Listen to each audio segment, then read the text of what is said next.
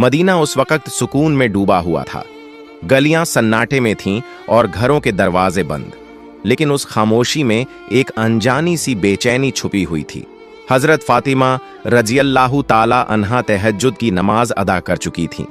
सजदे से सर उठाया, हाथ दुआ के लिए उठे, लबों पर खामोश दुआएं जारी थीं।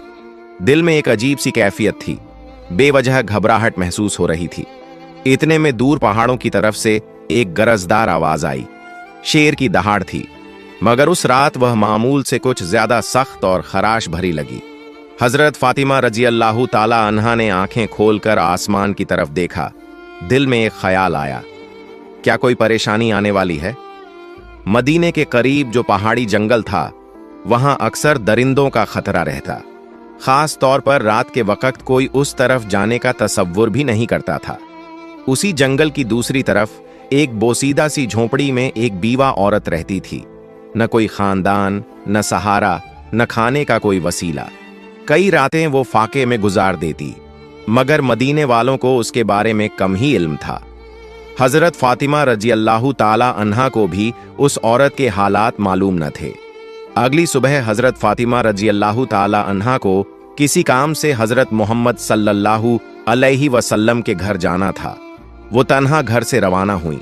जब वो दरवाजे तक पहुंची तो अचानक रुक गईं, जैसे कदम खुद ब खुद थम गए हों। कुछ लम्हों तक वो यूं ही दरवाजे के सामने खड़ी रहीं। हजरत फातिमा रजियल्लाहु ताला अन्हा दरवाजे पर रुककर अंदर की आवाजें सुनने लगीं। महबूब वालिद हजरत मोहम्मद सल्लल्लाहु अलैहि वसल्लम अपने चंद सहाबा के साथ बात फरमा रहे थे। उनकी आवाज में फिक्र का रंग नुमायां था। हजरत मोहम्मद सल्लल्लाहु अलैहि वसल्लम फरमा रहे थे, ऐ मेरे सहाबा, क्या तुम जानते हो कि मदीने की सरहद के करीब पहाड़ के उस पार जंगल के दूसरे किनारे एक बीवा औरत रहती है। उसका शौहर राह खुदा में शहीद हो गया था। वो बहुत ही गरीब है, बड़ी तकलीफ में जिंदगी गुजार रही है और आज 2 दिन से भूखी है। हमें उसके तक खाना पहुंचाना होगा। उसकी मदद करना हमारे ईमान का हिस्सा है।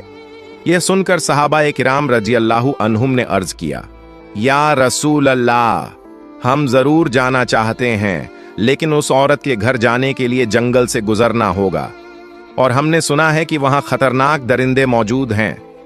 हजरत मोहम्मद सल्लल्लाहु अलैहि वसल्लम ने फरमाया, तुम्हें खौफ की कोई जरूरत नहीं। दरिंदे भी अल्लाह की मखलूकन हैं, वो भी अल्लाह का जिक्र करते हैं। जो अल्लाह के नाम पर जाए उसे कोई नुकसान नहीं होता। ये अल्फाज हजरत फातिमा रजियल्लाहु ताला अन्हा के दिल में उतर गए। उनकी आंखों से बेजबान आंसू बहने लगे। दिल में एक ख्याल उभरा, जब मेरे अब्बा जान एक अजनबी बीवा की भूख और तकलीफ की फिक्र कर रहे हैं, तो क्या यह मुमकिन है कि मैं उनकी बेटी पीछे रह जाऊं? वो कुछ कहे बगैर दरवाजे से पीछे हट गईं। अंदर दाखिल न हुई, न